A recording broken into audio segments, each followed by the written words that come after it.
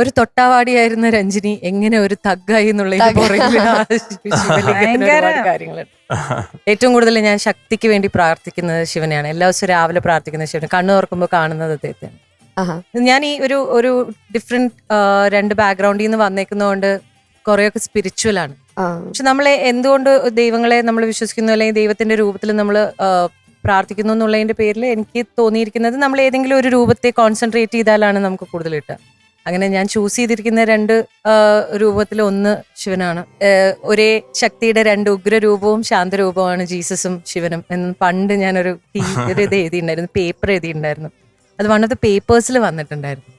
അപ്പൊ ഈ ശിവൻ എന്ന് പറയുന്ന ഇഫക്റ്റ് ഭയങ്കരമാണ്. പിന്നെ ഈ ഇത് കഴിഞ്ഞ പിന്നെ ഒരു കരിയർ തുടങ്ങിയ പിന്നെ ശിവരാത്രിക്ക് വീട്ടിലിരിക്കേണ്ടി വന്നിട്ടില്ല ദൈവത്തിന്റെ കൃപയാൽ.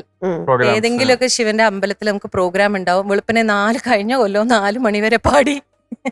അത് നമ്മുടെ പ്രോഗ്രാംസ് തന്നെയാ. പക്ഷെ അതിൽ ഒരുപാടധികം ശിവന്റെ പാട്ടുകൾ, സത്യം ശിവം സുന്ദരം ആദ്യം പാടും, വടക്കുംനാഥ പാടും, എന്നാൽ കഴിയുന്ന പാട്ടുകളൊക്കെ ഞാൻ പാടും.